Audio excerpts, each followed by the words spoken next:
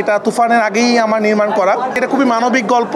নতুন একজন ইমনকে পাবেন, নতুন একজন সারিকাকে পাবেন। এই প্রিমিয়ারটা আয়োজন আসলে এই জন্য করেছি আসলে যে অনেকদিন আমাদের আপনাদের সাথে দেখা হচ্ছিল না, কারণ আমাদের দেশ নতুন করে স্বাধীনতা অর্জন করার পর এর প্রথম দেখা আপনাদের সাথে।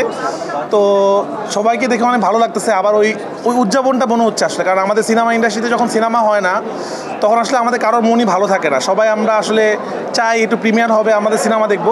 তো এটা আমার একদমই অন্যরকম একটা ছবি। এটা আমার ওয়েব ফিল্ম। আপনারা জানেন আমি সিনেমার পাশাপাশি ওয়েব ফিল্ম বানাই। এটা তুফানের আগেই আমার নির্মাণ করা। চিন্তা করছিলাম যে আসলে আমি এই ছবিটাতে এমন দুজন কাস্টিং করতে চাই যারা একসময়কার অনেক বড় স্টার ছিল, যারা অনেক জনপ্রিয় ছিল, যারা এখনও কাজ করছে। তা আমরা ওই সময়কার একটা জনপ্রিয় জুটিকে নিয়ে কাজ করার চেষ্টা করেছি, ইমন এবং সারিকা। এবং আমার চ্যালেঞ্জ ছিল যে এই দুজনকে আসলে নতুন করে কিছুটা আবিষ্কার করবো আর কি। যারা তুফান দেখেছেন, যারা মায়া দেখবেন, এটা যদিও ওয়েব ফিল্ম, ছোট আকারে সিনেমা, কিন্তু আমি একটু অন্য ধরনের সিনেমা বানানোর চেষ্টা করেছি। এটা খুবই মানবিক গল্প, একদমই অন্য ধরনের গল্প। এবং যে গল্প দেখলে কখনো আপনি ইমোশনাল হবেন, কখনো আপনি আবেগ প্রমাণিত হবেন, আপনার আশেপাশে অনেক কিছুর সাথে মিল পাবেন এই ছবির গল্প আর কি। তো আমার মনে হয় আপনাদের ছবিটা ভালো লাগবে, কারণ আমার এরকম মাঝে মাঝে অ্যাকশন ছবির পাশাপাশি এরকম মানবিক ছবি বানাতে অনেক ভালো লাগে।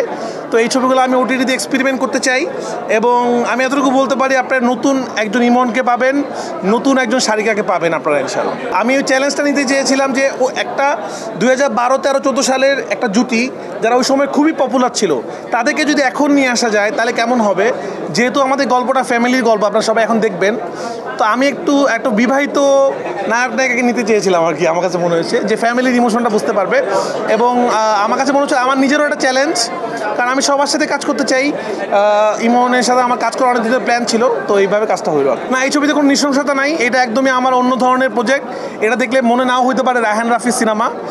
এটা আমার আগের যে ফ্রাইডে ছিল সেটার বাইরের থেকে একটু অন্যরকম ধরনের সিনেমা।